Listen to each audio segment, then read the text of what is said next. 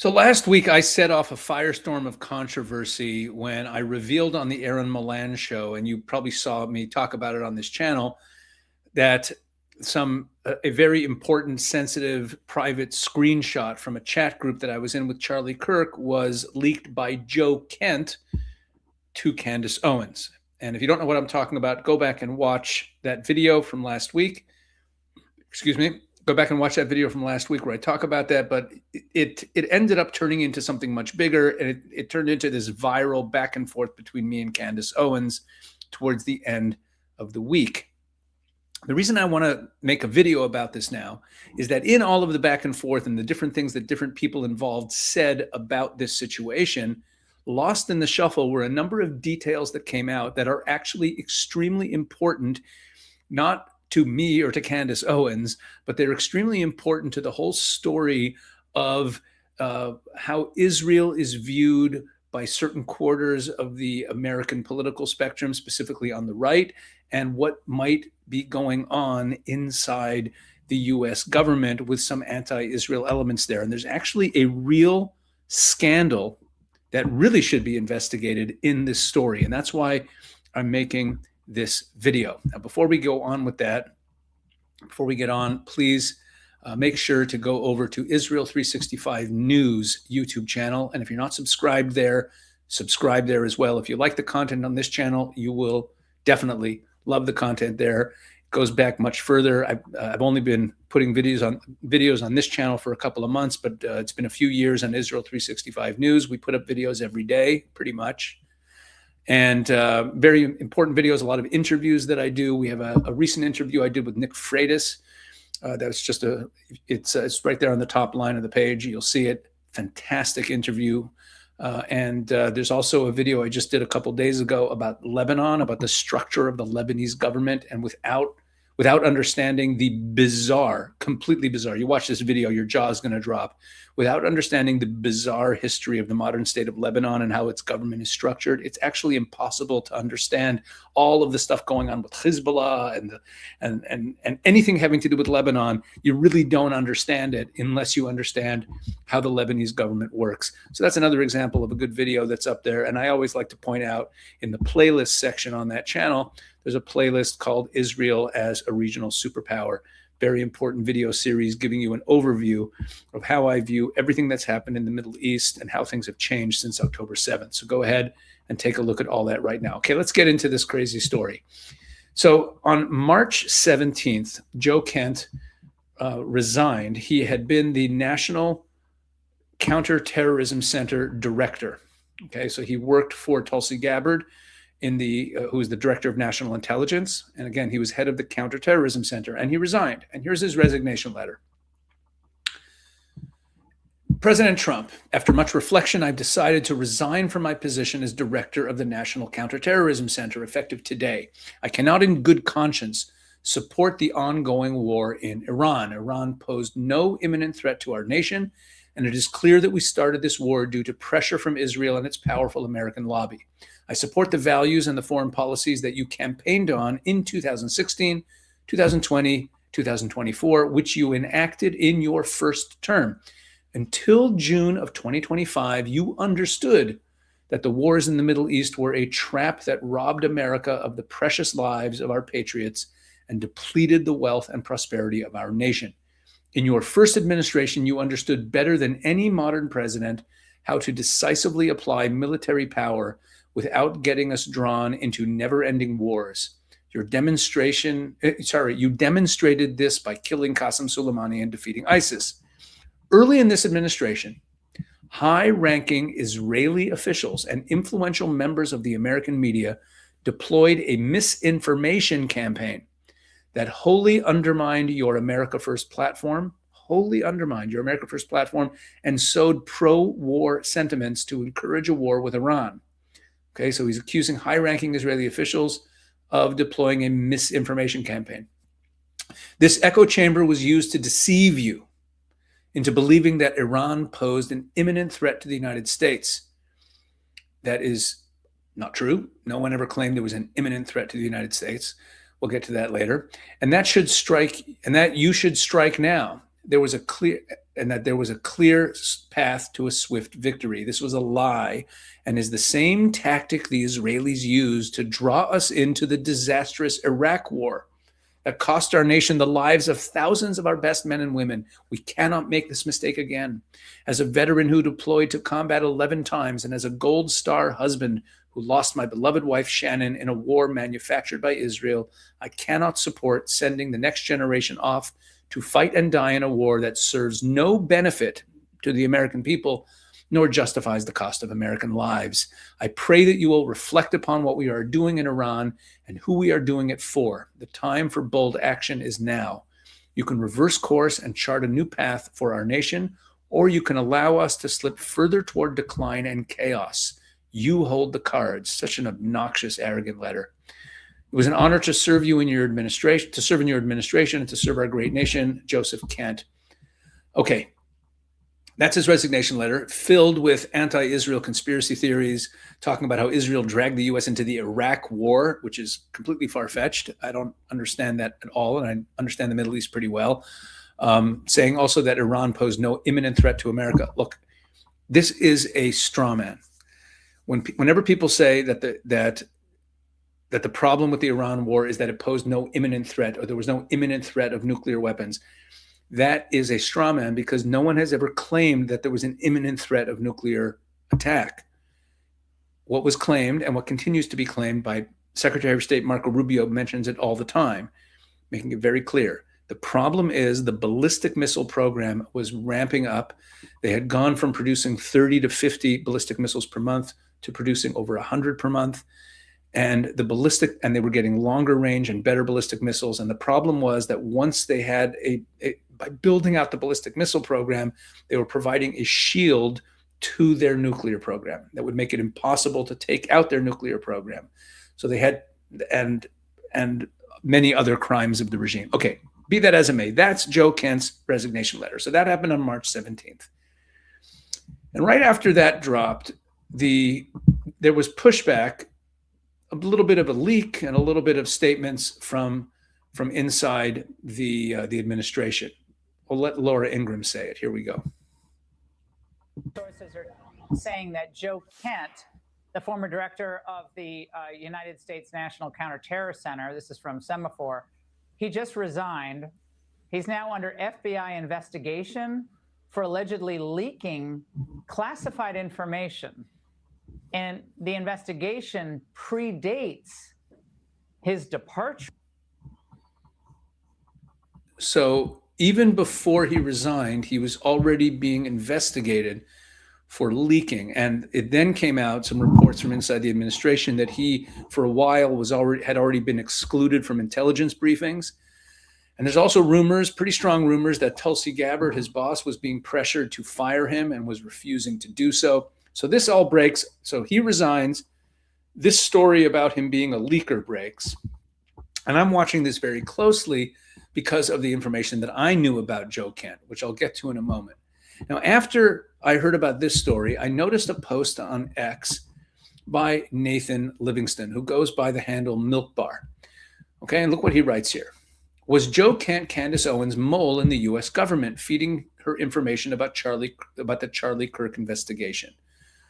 So, the Candace Owens has been peddling this conspiracy theory that the Israelis were behind the assassination of Charlie Kirk. Okay, so let's get to it.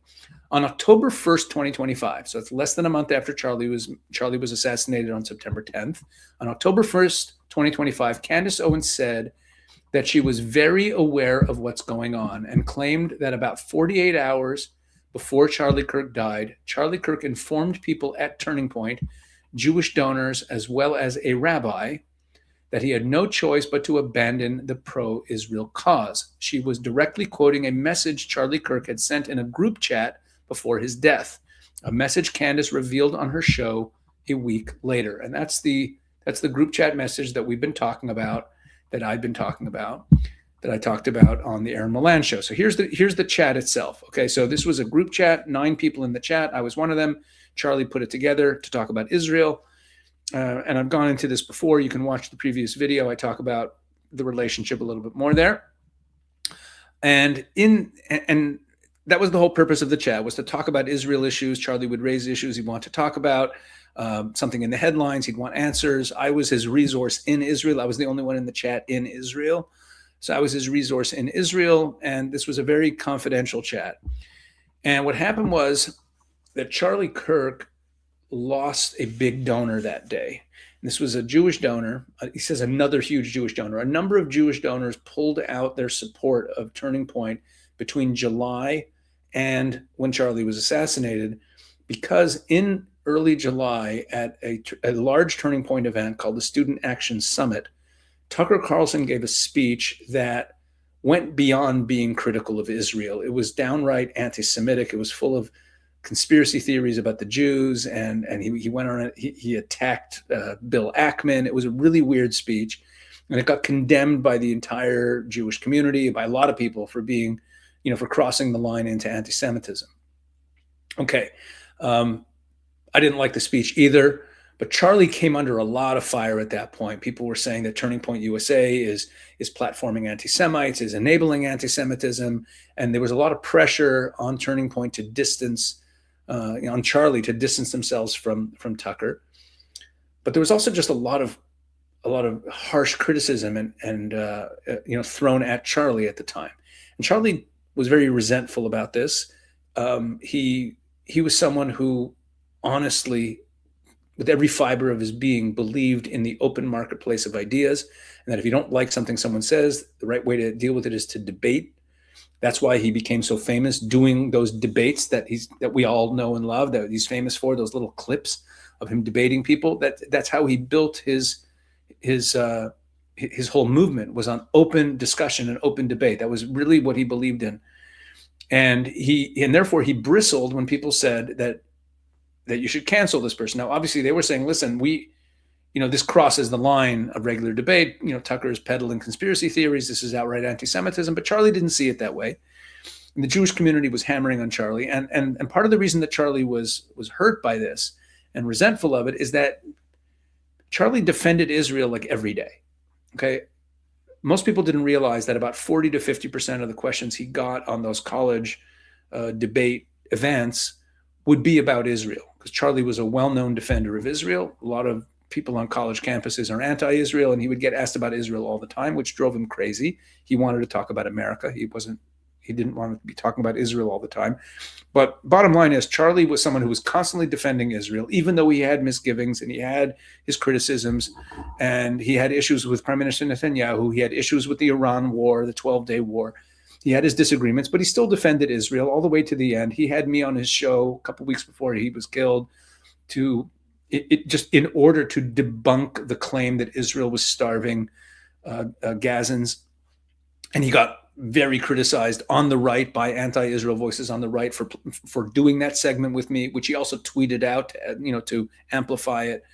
The last guest on his show on September 9th was Ben Shapiro. I mean, Charlie remained publicly pro-Israel with criticisms. That's kind of how it was. But a lot of his donors were basically like, listen, I'm not going to fund Turning Point if you're going to keep, having Tucker Carlson as a headline act. And one of those donors backed out on September 9th, a guy who would give him $2 million a year. So Charlie wrote in our chat group, I was one of the recipients of this message, just lost another huge Jewish donor, $2 million a year because we won't cancel Tucker. I'm thinking of inviting Candace. Ugh, right, says one of the other members of the group. And then Charlie, was lashing out. He was angry. Jewish donors play into all the stereotypes. I cannot and will not be bullied like this, leaving me no choice but to leave the pro-Israel cause. And then someone pushes back, please don't invite Candace. It might feel good short-term. It's not a good idea. Okay. Let me pause and just make a philosophical comment about the whole issue of public versus private comments people make. Because there's this perception out there when people see a private comment, they're like, "Ooh, this is who the person really is." But what's the problem with that? Think about yourself. We all say things in private in moments of high emotion, a combination of being in private and being upset. We all say things that we don't really mean. Oh, isn't that the real you? Well, not necessarily. Here's an analogy. Imagine that I was raised. Imagine someone was raised to be a racist. They were raised by racist parents who taught them to be a racist and really inculcated in them this fear of people of a certain color or whatever. But as that person grows up, they say, I don't want to be a racist. I disagree with that. But they still have the stereotypes kind of like in their subconscious, and they were raised with it. It's hard to step away from that. But they're working on themselves and they don't want to be a racist, and they actively work on changing their perceptions and their relationships and what they say. If in a fit of rage, a person like that lets loose a racist comment, does that mean that really he's a racist? The person's spending his life working on it, trying to prevent it. Okay? This isn't exactly the analogy to Charlie. It's not like he was working against something. I'm just saying what people say in private isn't necessarily who they are in this. And, we're human beings. We have agency. We have free will. We get to choose who we're going to be. So I don't buy this whole thing that what people say in private is who they really are. Look, bottom line is this. Charlie's views on Israel were complicated. And as someone who was very close to the situation, I talked to Charlie about Israel every day. That was literally what my relationship was. Exchange, not every day. We didn't talk every day, but there was exchanges of messages, asking questions, sharing news items, giving comment on them, finding out the truth about something, getting better source material. But it was all about Israel. I know as well as I wasn't one of Charlie's best friends, but I know as well as anybody what his views on Israel were, because we talked about them all the time. And he, as you see from this message, he was very open in the chat. And I've always been very open after he was assassinated, that he wavered on Israel and that he had his misgivings, but he was still generally supportive, even though he had his criticisms and he had his doubts. And it was a constant process with him. So he said this, but what he meant here, it's very clear. He was still doing pro-Israel segments on his show. He wasn't afraid of anybody. He didn't need to do that. What Charlie was upset about was he's getting all this criticism from the Jewish community, being called an anti-Semite, even though he's defending Israel every day. It drove him nuts. He was just sick and tired of the pro-Israel crowd because of this is the way he saw it, the way he was being treated. And then he has these donors pulling out, and it was bothering him. So he lashed out. Okay. Later that same evening, we had a Zoom call that was scheduled from way in advance. And it was scheduled for that evening because it was the night before his campus tour began. And he wanted to meet to talk about Israel issues. Okay, this is all stuff I've said in previous videos. Okay, so that's the screenshot. Let's go back to Nathan Livingston and what he put in his tweet, because it's a very interesting tweet, very important. So he mentions that. He mentions the text group. He says she was directly quoting a message Kirk had sent to a group chat. Fine. TPA spokesperson Andrew Kulvet revealed the next day. So after Candace reveals the screenshot, Candace put it on her show on October, I think, 6th or 7th. Andrew Kulvet revealed the next day, I guess October 8th, that he was in the group chat and had taken that screenshot, and that to leave no stone unturned, he had passed it on to, quote, people in the government for the sake of the investigation into Charlie Kirk's death, saying, I don't know where it went from there, pointing to the fact that it landed in Candace Owens' lap. The New York Times reported on October 28th, follow this here, okay? Because I didn't discuss this in earlier videos.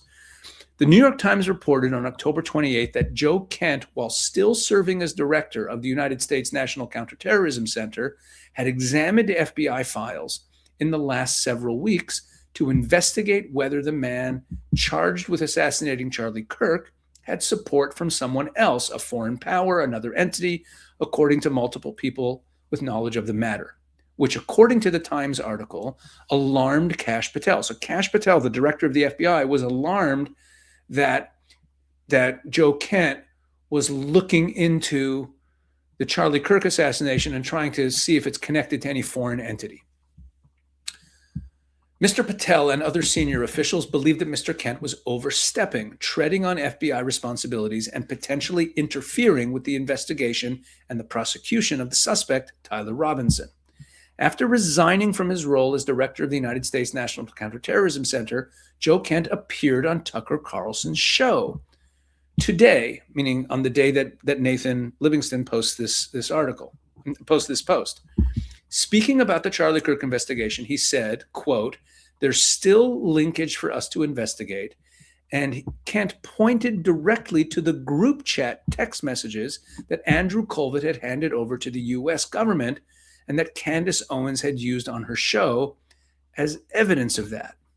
It was also reported today that Joe Kent is under investigation by the FBI for leaking. We talked about that already. And then he says, hey, wait a second, considering that Candace Owens is talking about the Charlie Kirk assassination and she's got the text message and the message was passed to someone in the government and Kent was reviewing sensitive case material about the Charlie Kirk assassination, is it possible that it's him? So I read this and I was like, oh my gosh, someone figured it out, because I knew for a while already that Joe Kent was the guy who got the text message from Andrew and gave it to Candace, or someone in his office basically gave it to Candace. I had known that for a while. I never revealed it. There was no reason to. But here I was like, wait a second. This guy writes this virulently anti-Israel, conspiracy-filled anti-Israel resignation letter. And now Nathan is pointing out here that he had been investigating the Charlie Kirk assassination, and in an interview with Tucker Carlson mentioned the screenshots, the famous text message. So I did something I never do, and I watched the episode of Tucker Carlson. And in the episode of Tucker Carlson, Joe Kent says, when he's talking about the text message, he says, well, we all know about the text message that was made public. And I was like, what are you talking about? You made it public, dude. So I went on the Aaron Milan show and I revealed this. Once I did that, Andrew Kulvet commented on it, and he added a very important piece to the story that has gotten lost in the shuffle, and it may be the most important key to the scandal that we're looking at here. Listen to what Andrew adds to the story. Were shared privately. I didn't want to be reckless with Hold on. Joe Kent. I provided the screen grabs to Joe Kent, and I don't know what happened to them at that point. Okay, that I just want to make that very clear. Eventually, Joe did message me and suggest that I make those screen grabs public. I declined because those were shared privately. I didn't want to be reckless with them in the public. There could be innocent people on that group chat that would then be harmed. So I declined. But then fast forward another week or two, and they were made public. So that's what I know, is that Joe suggested that they be made public. I declined. Then they were made public. Can I 100% categorically say that he leaked them? No. But those are the facts. Maybe somebody on his team, maybe they got passed around, maybe somebody else leaked them. But those are the facts of the matter, and that's what I know. Okay. What he just said is huge. He just added in a detail that I didn't know, is that Joe Kent had encouraged him to make the screenshots public. So let's follow the chronology here. Andrew Kulvet gives Joe Kent the screenshot because he's the head of the National Center for Counterterrorism. And as Andrew said there, he's like, look, I just wanted to cooperate with everything. They wanted to, they're telling me they're investigating every different angle on this. So I gave them whatever they asked for. I gave them everything. He gave them a lot of communications that Charlie had in the days leading up to his death. Okay? That's what Andrew did. I'm not justifying what Andrew did. Some people are upset at him, still upset at him. I'm not sure what he did was the right thing. Maybe he should have told us first. I don't know. That's a separate issue. I want to focus on Joe Kent here. So Joe Kent, we know that Joe Kent received the text messages from Andrew. We know that he wanted them to be made public. We also know that Candace Owens, shortly thereafter, made them public. But we also know that Joe Kent, who told Tucker Carlson just last week that those text messages are very important and that there are some leads that still haven't been followed up on. And I'm watching Joe Kent and I'm thinking, you're the guy who made them public. And now I'm watching Andrew Kulvet and I'm thinking, what possible justification is there? If you ask Joe Kent and say, wait a second, you were the director of National Director of Counterterrorism, and you chose to make these text messages public. You wanted them to be made public. Why? If you believed that this was evidence in an ongoing case, What justification did you have? What possible agenda could you have had to make that screenshot public, and certainly to hand it to Candace Owens? Now, after I put out my video, and first I spoke on Aaron Milan's show, Andrew responded, then Candace responded to what Andrew had to say, denying everything, but in a weird way. Her denial wasn't denying that Joe Kent gave her the text message. She said, Joe Kent did not give me the text message for the purpose of harming Erica Kirk, which is, as I explained in my last video, is a straw man because no one ever claimed that she did. Okay, so it was an obfuscation. But in that same video, she also said something else that I did not address in my last video. She said that she had never met Joe Kent until after the Charlie Kirk assassination, which led me to post this to X. And watch, and in this video here this short video that I made, in this short video that I made, I address this issue, but I also play a clip of Joe Kent being asked about the screenshots because I had leaked them, because I had said that Joe Kent gave them to Candace. Mark Levin, who interviewed Joe Kent the next day, asked him about it, and that's in this video as well. So let's watch this clip, very short, 1 minute. Here we go.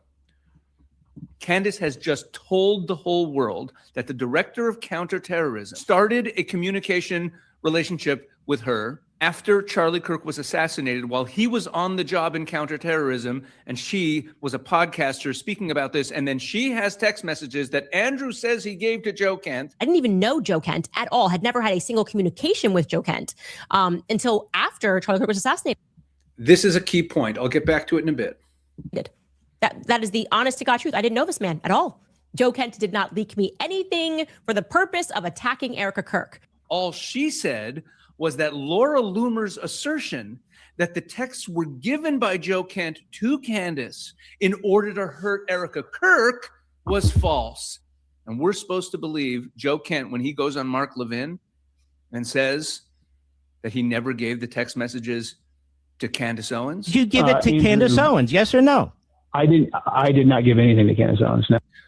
I did not give anything to Candace Owens. I did not give anything. Let's remember that one too. Okay, so these were two key points that happened after I made my video, my initial video, where Candace Owens said, where I noticed that Candace Owens said that she had never met Joe Kent before Charlie Kirk was assassinated, and Joe Kent tells Mark Levin that he never gave anything to Candace Owens. No.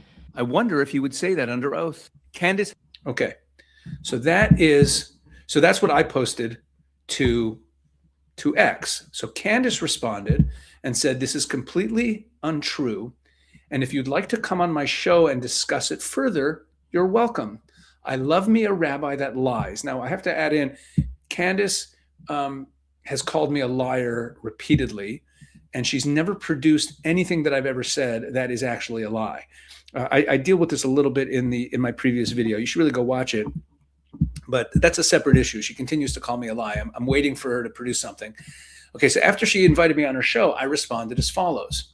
And here is the crux of this whole video. No thanks. I answered your questions. Now you answer mine. And if you didn't watch and I tell her to watch my video. So here's the questions I put to Candace. I gave 5 questions to her. And this is the whole story. Why did you lie and say that the Zoom call the night before the murder was made public after you released the screenshot of the text? She said that. Okay, she said that we only came clean, as it were, or made it, or let the world know that there was a Zoom call the night before after she released the screenshot. You knew this was false. The Zoom call was made public in the New York Post on September 13th, right after Charlie was murdered.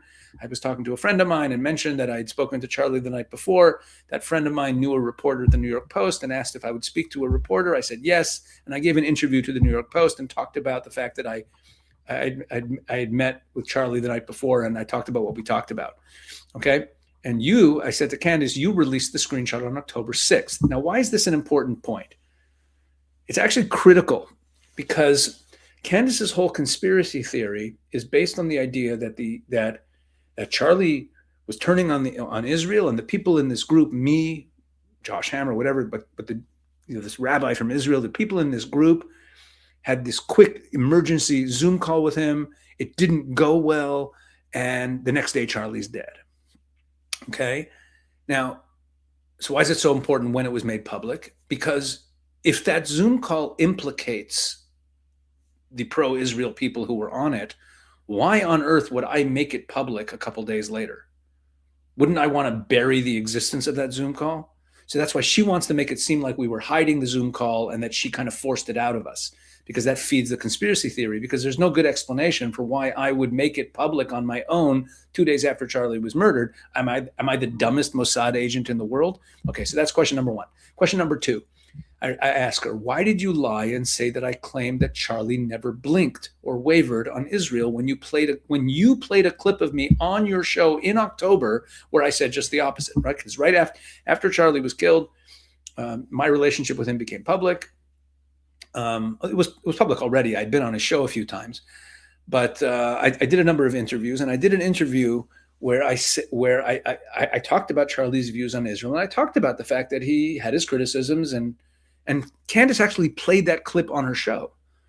But now she's claiming that I'm a liar because I said that Charlie never wavered on Israel. Okay, but that's also critical to her whole conspiracy theory. Next, number three, you say that Joe Kent didn't give you the screenshots. Great. Who did? Number four, Joe Kent told Mark Levin that he didn't give anything to Candace.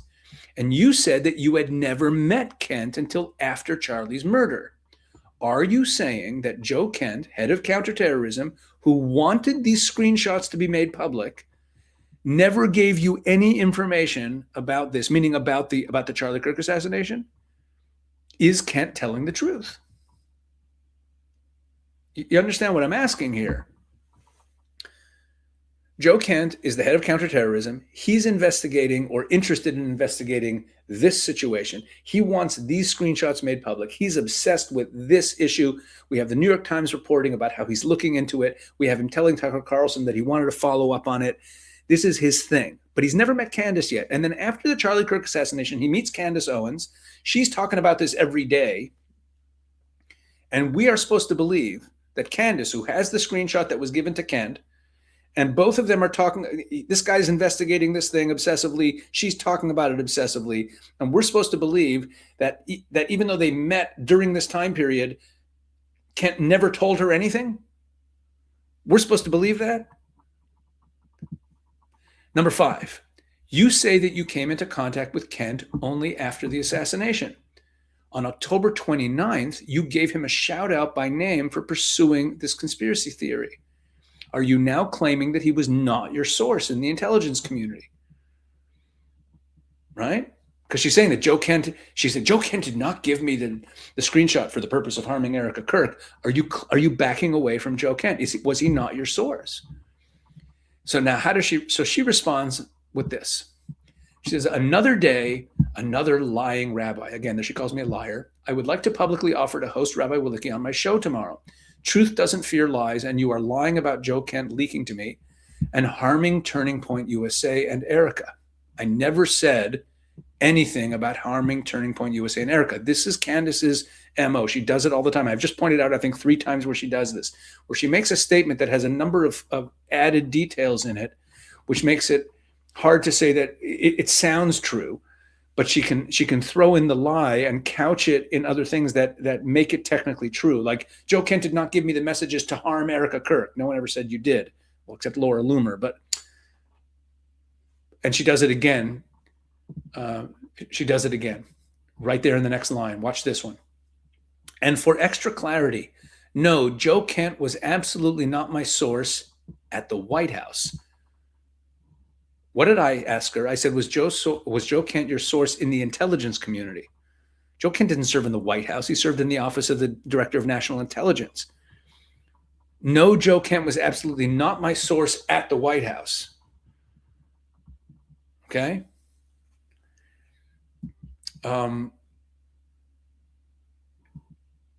There you go. So what is this all about? Why did I make this video today? Not just to recap the story, but because of this. This story is not about Candace Owens.